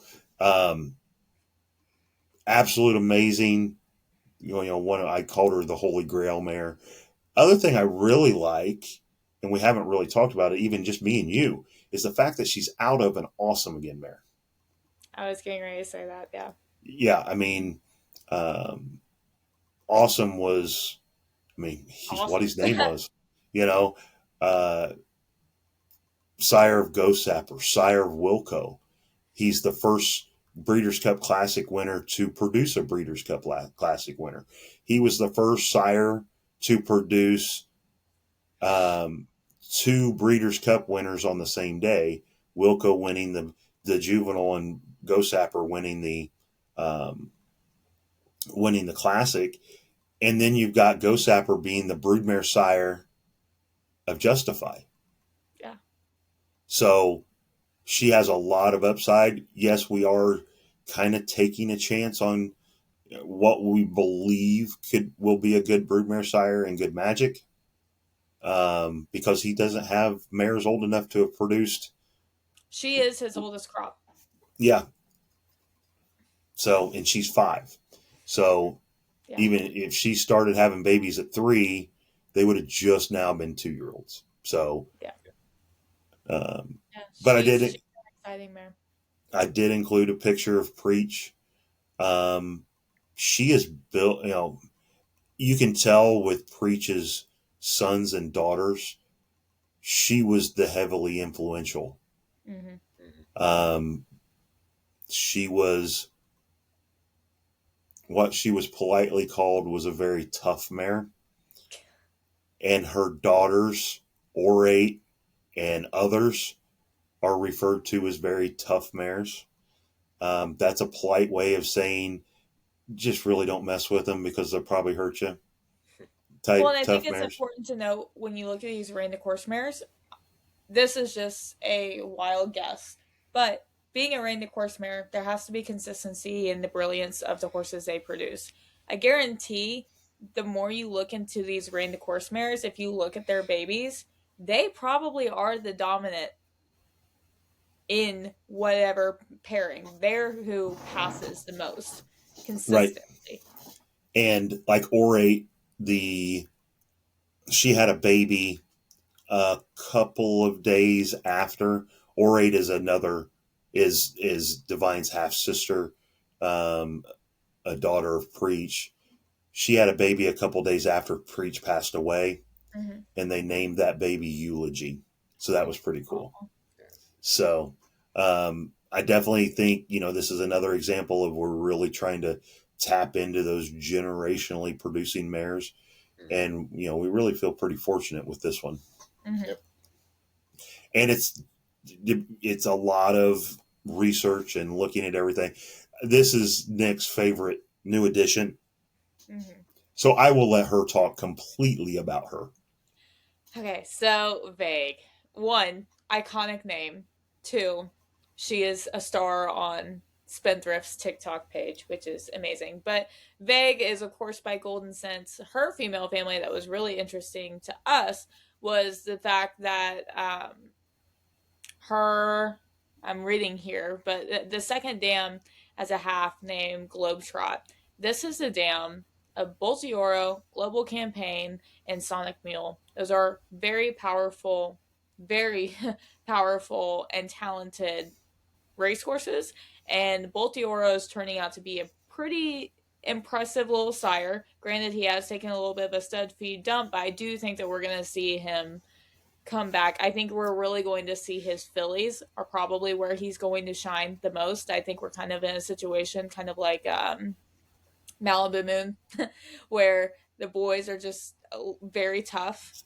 But Global Campaign, I think, let me interject here. I think some of the reason the Bolt d'Oro stud fee is going down or has went down, even though this year it went back up, yeah, is the fashionability of first year and second year sires. The commercial market has I really think part of pushed it is towards. that. I Yeah. do think he's just a very difficult horse. Oh yeah, he is that. I Yeah. think that has actually impacted his stud fee a lot more than what people are willing to admit. He's just a very tough horse. But with that in mind, Trip being the third dam, Trip herself was a multiple grade stakes winner.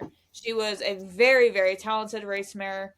And when you have a talented race mare like that in the third dam, you really have to take note, especially when it seems to repeat. In the second generation, where you have a talented producer, Passport, if I remember right, was also a very talented runner. Mm-hmm. I feel like he made over $800,000, something like that. Yeah. He was a multiple grade stakes horse, and recruiting ready. Now, this is a horse that I didn't know as much about. I'm not gonna lie, I saw Bolt d'Oro Global Campaign is sensational, and that's where my brain went. But recruiting ready, he was a multiple grade stakes place horse, right? Or is he a stakes winner? He may be a grade stakes winner. But other immediate relatives, Tour is also a big one. As we see, sensational departing the Great War. Tour, Lady, Joke, I think are all and departing or still actively with Claiborne. Passport won the Cradle. He's by Pulpit. I have a type. Hey, it's crazy. That Intimissif Tappet cross goes crazy. The Intimissif Pulpit cross goes crazy. The Intimissif Not This Time goes crazy. Mm-hmm. Recruiting ready. Graded stakes winning sprinter. He won the Gulfstream Park Sprint. made $823,000, and that is Vague's first dam's half brother. Now, I will say the one thing that stuck out about Vague specifically to me, and this is very surface level, her being out of a blame mare. Blame mares are worth their weight in gold. And Yep. I have a suspicion that daughters of blame mares are going to be worth their weight in gold. So if you could get a blame mare from or a daughter of a blame mare from a strong female family like that, I think you're setting yourself up for success. And I think now that we've got a golden sense over a blame, Into Mischief has proven to be a very successful broodmare sire. I think golden sense is going to be the same exact way with blame. To me, this mare is bred to be a broodmare. I totally agree. Yeah. Well, yeah, I'd hope so. She's part of our broodmare gang. Yeah. You can say she's the golden sense. Oh. Yeah. Worth her weight in golden sense. Yeah. Incredible thing about her, and also Divine. Vague is just going to be turning 4 next year. Yeah. She's young. Divine is 5 this year. Yeah. Both of them retired off the track this year. It'll both be their first babies. Both their first babies. Right. Yep. So, I mean, what I meant by the whole we're going to do things the way that we believe is we believe in the old school ways of doing things in the heyday of solid great racehorses. It's not really the fashionable thing to do anymore. There are the groups that will produce a long-term healthier and more sound animal. And breeding for immediacy. Right. The theory is, even though most of these babies are going to be sold, there's a fine median between trying to get the most out of the sale and producing the best racehorse you can possibly do. Mm-hmm. And one thing that we're also going to take from the old school playbook is, we've got these families now. Yeah. We're going to keep these families generation after generation. Cinch's baby, we are so fond of the historic nature of those families that Cinch's baby got a one-word name. Mm-hmm. And Cinch's baby is one that I'm begging for us to take a partner on rather than sell. Yeah, I know. We'll see how the other ones sell. Yep. That's going to be the key. Or stud fees. Yep. So these are just definitely, we've got Cinch, old school family, DayDawn, old school family, Divine, old school family, Vague, old school family.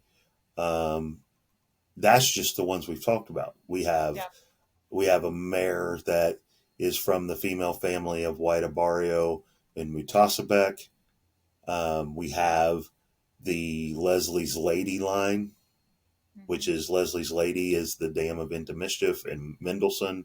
We have Good. We have Life is Good female family. Yep. We have 1,000 Words and Faiza. Yeah, 1,000 Words Faiza. Pomeroy Pistol. We have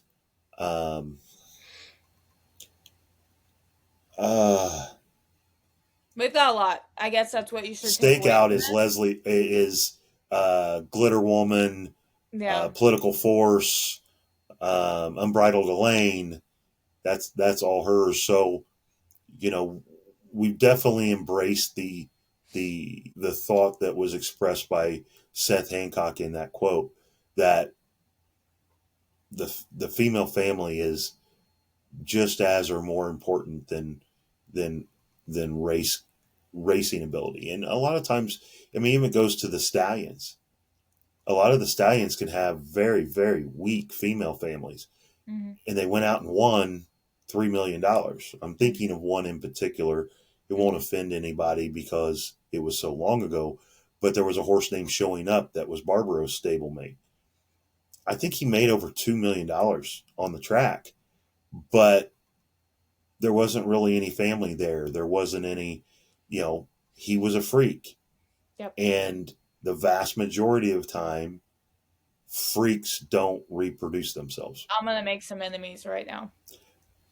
I know which big horse you're going to talk about. California Chrome. Is that who you thought I was going with? No. Okay, well, I'll go with California Chrome. California Chrome, true definition of being a freak, outrunning his pedigree. And unfortunately, you kind of saw that in his production. Right. And he even moved to Japan, and he's not really producing as big in Japan either. I'm curious who you thought the other one was. But a very famous horse that couldn't reproduce himself is who I thought you were going to go with. And then we were going to have a little bit of an argument about his value as a sire and his female family. If we're talking about Secretariat, we're talking about Secretariat. I think he gets unfairly shit on. I think people expected him to reproduce himself. At the same time, no one else could reproduce him. So right. He had 54 stakes and a ton of amazing mares. So I think he's fine. Well, I mean, I think it's still to this day, but the horse that has the second fastest time in the Belmont Stakes is Secretariat's son. Oh, interesting. I didn't know that. When his son was Risen Star, right? Mm-hmm. Yep, that was him. He holds the second fastest time in the Belmont Stakes. Yeah, no, I think, unfortunately, that comes with being the greatest racehorse of that era. People are going to expect him to reproduce himself, and this is like my soapbox on him. They don't expect anyone else to reproduce him. Bold Ruler didn't reproduce him. No. I mean, he was a freak for a reason, and sometimes even freaks can't reproduce themselves. So, and they're I mean, I've heard conversations about this, is they really didn't do the inbreeding that they do today. And some of the talk was to really get him to try to reproduce himself, he needed to be inbred quite a bit to be able to do that.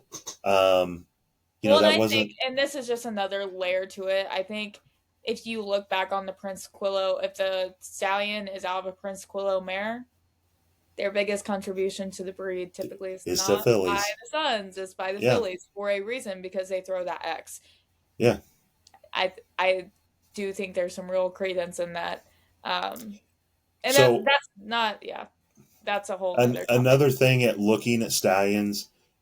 This is one thing that was told to me by a former large stallion owner, is when you look at a pedigree of a horse to see if they're going to make a stallion, is you want to see successful stallions in their pedigree. Mm-hmm. Well, if we look at Vague, we've got Bolt the Oro right there on the page, who is very successful. So if Vague produced a very well-running graded stakes winning son, he would fit that category of having active sires in the female family. That was one of the biggest draws about Cinch. Yeah. Being out of the full sister to 49er. Or if you get a graded stakes placed horse, that would be very interesting to some of the farms down here. And we've been told that. Or Divine. Divine is just, yeah. Yeah. I mean, that's a stallion pedigree. Yeah, for sure. Pulpit, round table, and that's just to name a few. Yeah. So, not that we pick mares for an idea of making a stallion, but it's kind of an added benefit by going to those very classic old school families. I'm not saying that the people responsible for cultivating those families were trying to make stallions, but they just did. Yeah. So, just, some interesting thoughts based on these. I'm going to go over one thing. We talk about this, how we find them. You want to do the first one? So, private sale, watch on social media for postings. Now, here's my little pro tip. So there's this thing called the OTTB market. And because there are so many thoroughbreds now coming off the track, and we do have the Retired Racehorse Project, and thoroughbreds are becoming more desirable as sport horses, there is an entire Facebook group that is racehorses coming off the track, being sold for one career or another, and sometimes they're cheaper being bought as an OTTB than they are going through a Keeneland sale. Yep. So join your local Facebook groups, join the OTTB sales groups, join, any there's horse a thoroughbred racing. There's a thoroughbred mares for sale, or thoroughbred mares for sale. There are so many good Facebook pages that you're going to find these mares. Cinch, I found her on social media. She was a social media girl. She was posted in Lexington equine community, just needing to move her on, and she lasted all of 2 hours. Yeah. But I think it's also important to make sure that you are networking with trainers in your area, or listing agents in your area. You can give them a description of what you're looking for, or if you see a horse on the track that you want to start tracking, try to not befriend, but keep up to date on how the horse is doing. Even, this is my favorite thing to do. Some people like it, some people don't. I'll reach out to the trainer or the owner if I can find them on social media and just drop them a message and be like, hey, you've got this horse in your barn. If the time to retire this horse is coming soon, I'm definitely interested. So that way, when they do go to make that decision, they go straight to you. So that's like my pro tip. Get in all the social media groups. You never know what you're going to find in there, because a lot of people, when they post them to social media, they're oftentimes looking for a quick sell. So they may be a lot cheaper than where you can find them in other places. Right. The next one, check the daily claiming races across the country. There are, we had a person that we dealt with, which was a major breeding person. He's kind of the one that turned us onto this about 15 years ago. He would go daily through every claiming race in the United States and in Canada and just look at the $4,000, $5,000, $7,500 claimers. Mm-hmm. And then in the filly and mare races, he'd research the pedigrees of everything in those races. And one of the times, because they ended up having a staging ground after they came off the track with us, there was a half sister to a Breeders' Cup winner, mm-hmm. that he claimed for $4,000. Yep. If she had went through the sale, would have been exponentially higher than that. But a lot of racing connections that are running those caliber of mares in claiming 7,500, claiming 5, claiming 4, they're not breeders. Nope. They only, half the time, they don't look at the pedigree. Yeah, they have no idea how good she is.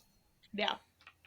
So, there's the opportunity, if you do the research on, you don't have to do every track in the country, but, say you live in the Midwest and you can look at Indiana, Ohio, Kentucky, Turfway Park.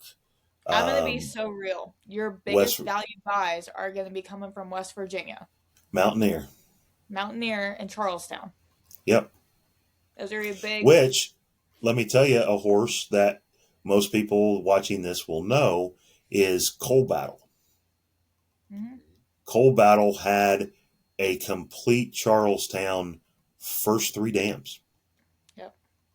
So, and then once you find them, get a connection with a trainer who would be willing to claim them for you. Yep.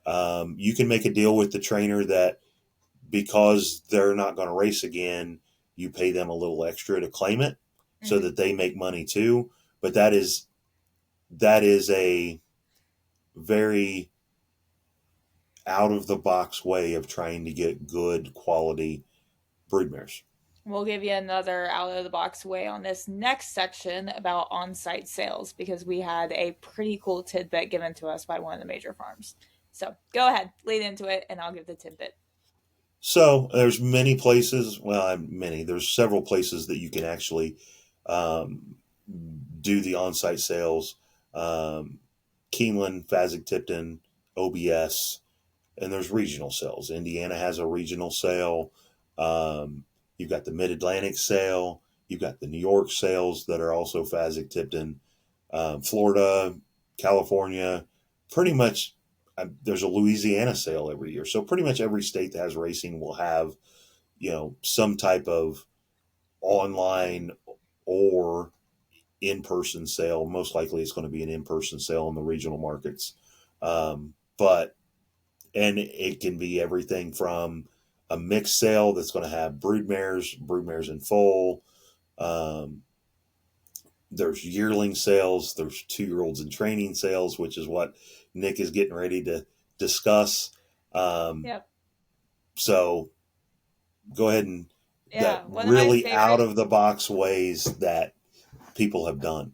One of my favorite tidbits of information we've gotten was we had one of the organizations we work with had a group from Spendthrifts come in. They've talked about this publicly, so I'll say it. They were talking about a strategy that they did where they were trying to explain where you can find... Hughes wanted to do it, yeah. Yep. They were explaining to breeders how you can find value in different areas. And I guess B. Wayne Hughes sat down his sales team, and they said, when we go to the OBS 2-year-old training sale, I want a list of the best bred and slowest 2-year-old fillies you can find, and we're going to buy them. And I believe they said they bought 10. It was a number 5 or 10. Yeah. Yeah. And they ended up... And the statement was the staff went back, "You're not going to race these, are you?" And he said, "No. Nope. They're going to throw out in the backfield and grow up." Yep. They let them grow up in the field till they were 4. And then there have been 4 graded stakes winners come from that crop of fillies that they purchased at that sale. And that was at the time that they had told us. And that was, I want to say, 4 years prior. So there could be more mares to that list. I know there is one, I believe her name is it Wedding Toast or something Toast? I can't remember. Something Toast was one of the horses that they got. And the first baby that they had ended up going out and winning a grade 1. So there's other opportunity besides just the 2-year-old sales. Because let's say a very well-bred yearling filly doesn't scope, doesn't vet right, is turned out a little bit crooked over at the knee, her value in a yearling sale is going to plummet. Yep. And you can purchase a highly discounted, because she has vet problems or maybe some conformational issues, and then just turn her out, let her grow up until she's of broodmare age, and you're going to get a great catalog paged mare that her problems, you try to correct any of her issues with the type of stallion that you breed her to. And it's kind of a life hack, though, because she's going to be unraced, and it's not going to work against you when you go to actually sell that baby. Yeah, and, some of the things that could have went wrong with her may have absolutely nothing to do with genetics. Mm-hmm. It could be an injury. It could be, anything. Or, it's a really good, sometimes when you're working on a budget, you have to think out of the box. Mm-hmm. And those are some of, inside tips of an out of the box type strategy. Yes, you're going to have to wait, longer, because they have to get of age to be able to breed them. But those 2 years 3 years, whatever, to be able to have the caliber of filly that you have at the price that you paid for it is well worth the And I wait. and I do recommend. I know some people want to jump on and breed a horse at 2 or 3 or whatever. There is value in letting these mares grow up Yeah. till they have their first baby at 4 or even 5 is better.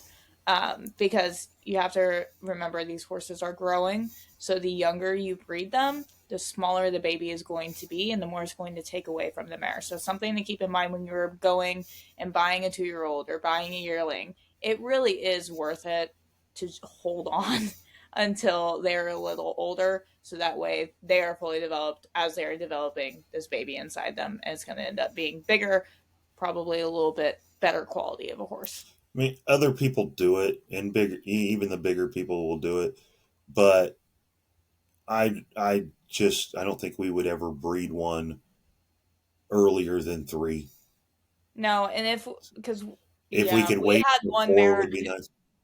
we had one mare who was bred at 2, and her first baby ended up having issues. We did not do that. We did not know. We bought her after that. Yeah.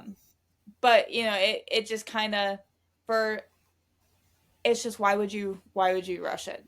There's really no big rush on these horses.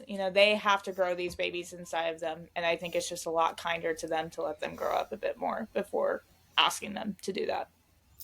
Yeah, it kind of goes along with what Seth Hancock's Hall of Fame speech was. Our first duty is to take care of the horse. Mm-hmm. And if we take care of the horse will take care of us. Yeah. So, you don't have to rush it. Don't rush to breed your young mares. Don't go drop off your older mares at auctions. Right. Yeah, we have a big problem when we see a 19, 20-year-old mare, 21. I mean, I think we've even seen a 22-year-old mare go through the sale. I mean, when they get to a point when they're 14 or 15, if we buy them, we very much know that there's a good shot that we are finishing out the career with that. Yeah, because we really don't do a one-shot mare. No. Because we're buying for a purpose, and it's not just to generate a baby. We're right. So we're going to have, I would say, probably at least 2 to 3 babies out of something, even if they're young, before we would decide to move them on. Next way to find broodmares and foal, even those yearlings, those 2-year-olds, is through online digital sales. Where we found Divine and DayDawn and Lunar Landing was all through the Fasig-Tipton digital sale, which they hold about almost every month.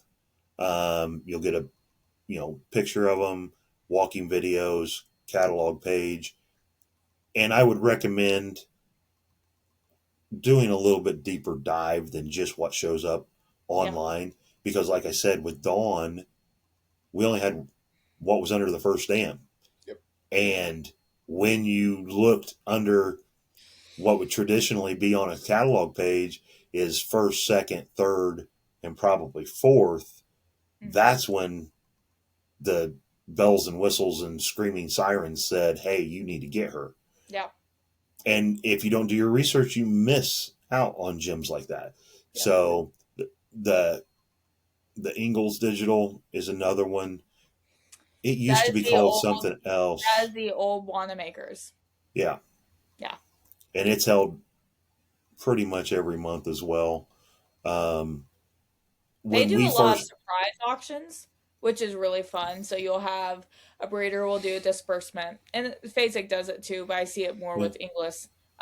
They do like a dispersal sale, and a lot of times my favorite part of it is their racing programs and regional markets who have produced high level racehorses. Like there was a Minnesota breeder earlier this year that all the dispersal was done on Inglis, and you could get some insanely bred horses for a value buy. Right. And I mean, now we're talking about online stuff, it doesn't even just apply to broodmares or yearlings or whatever, they have online stallion auctions about this time of year every year, where you actually can get some really good deals on stallions that you may not think you can afford. Yep. So a lot of your regional programs, I know Indiana has one coming up the second week in January. There's the Thoroughbred Charities auction that is coming up. Pennsylvania, Iowa, Ohio. I think there's a Florida one, just to name a few, that there'll be stallions on there. And let's say that their stud fee is $15,000. You may get it for $7,000 or less. So definitely something, once you're in the breeding business, you'll want to visit those stallion season auctions as well to once again try to get a value buy. I think the biggest thing that Dad has on here that is so important, because it can get dangerous if you don't, make sure you know what you're looking for before you start looking. It's very easy to get all hard eyes at, any given pedigree because you see that's got a certain black type or whatever. Make sure you set your standards. Make sure you have parameters for yourself. Make sure if you have a budget, you stick to the budget. Repeat after me. You stick to the budget, viewer. Okay? And make sure that you're just selective with what you want. Remember, these are living, breathing animals. You are providing a home for them, and you need to take it seriously. So just make sure you know what you're looking for before you start looking. Biggest thing, it's terminology. You are not their owner. You are their caretaker. That's what it comes down to. You were blessed with the ability to be the caretaker of an amazing animal. An amazing animal that's a culmination of generations of blood, sweat, and tears. That is somebody's dream come true. Yeah, and the knowing what you're looking for before you start looking. Like I said sometime in this podcast, I go through every sale, whether it has 4,000 horses in it or it has 150. And I go through line by line looking for specific things. And, like I already have 7 picked out of the January sale to watch. Yeah. If I did not have specific criteria, and in the past, when I've been buying for other people, if there was 1,000 horses in the sale, I had a list of 75 that we were watching. And then there's other things that can happen. You're going through and you're watching the auction and, oh my gosh, that mare doesn't have a bid. And you put the minimum bid on it. It's happened, but she also fit the criteria. Yeah. So you can get into a lot of trouble by not sticking to what you're looking for and knowing that before you walk into a sale, because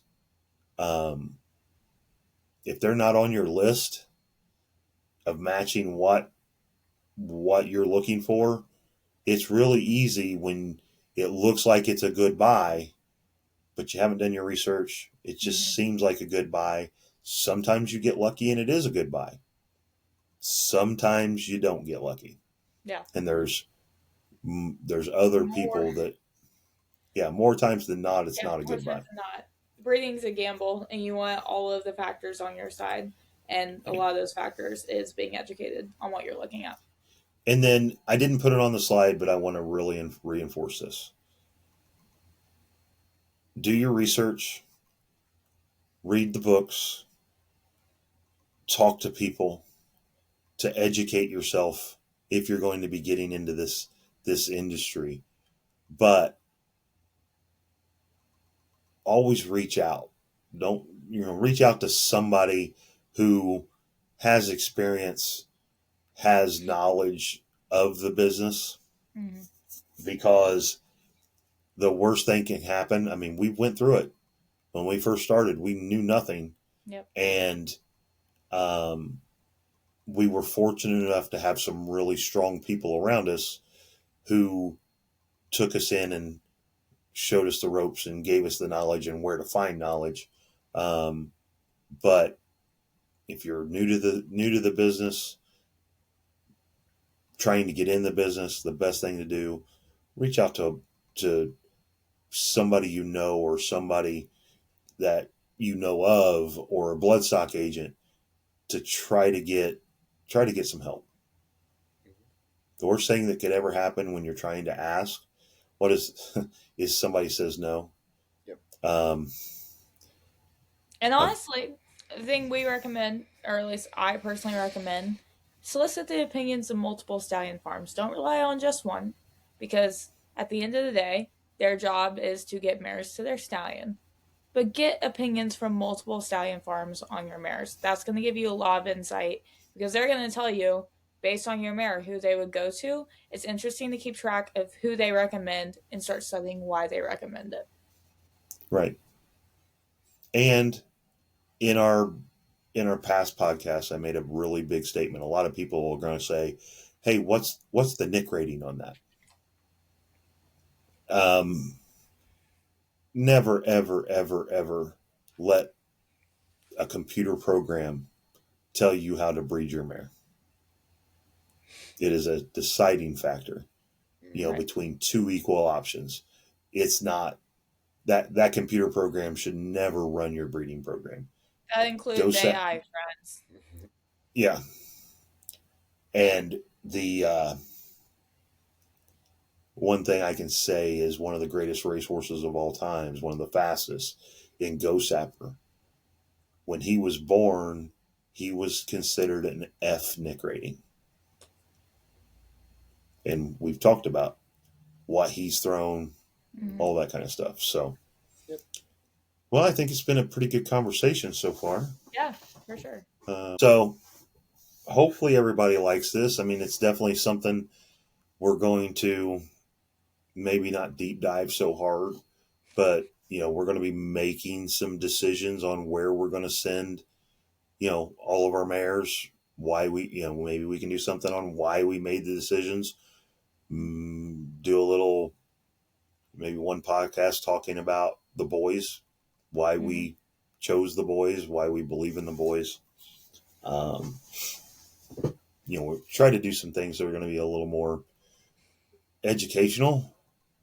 We are at the slow point of the racing year. We will start having Triple Crown trail, segments coming up. But there's a lot of exciting stallions out there. I know a lot of people have heard us. You would think as much as we talk about Raging Torrent, we'd be breeding to him. Yeah, we're not. Yeah.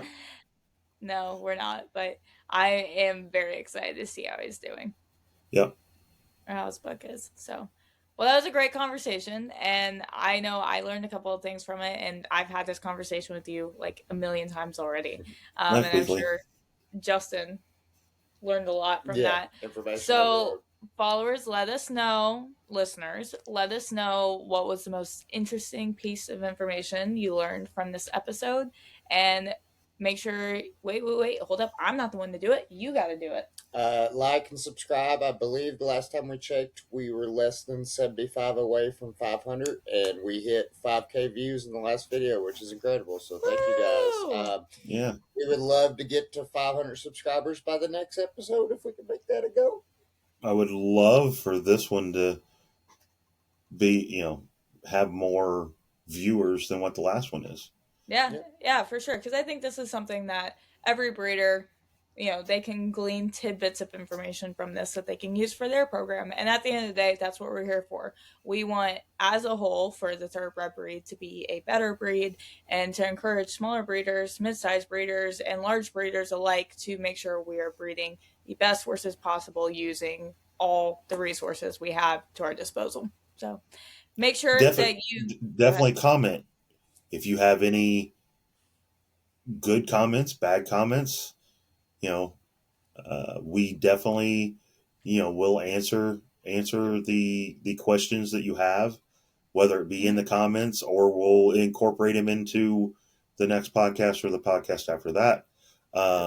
So we definitely encourage as many comments as possible. That also drives the algorithm saying, hey, this is getting viewed. So I'm even put down there, hey, like it. Love the content. Because the more people that even comment that, or do a like, more so a comment, it's going to drive the algorithm to push this to more people. And if you like this content and want more of it, you can check out Dad's TikTok channel, which is Campbell X29, my TikTok channel, which is Off Track Amy. Pretty sure it's Nick Morris is the actual handle. And then you don't have. I'm just along for the ride. He's just a pretty face to look at. But we will check in with you guys next week on another very exciting episode. And let us know what you think. Sound off in the comments. But thank you guys for hanging out with us. And we will catch you on the next one. Yep. Thanks, guys.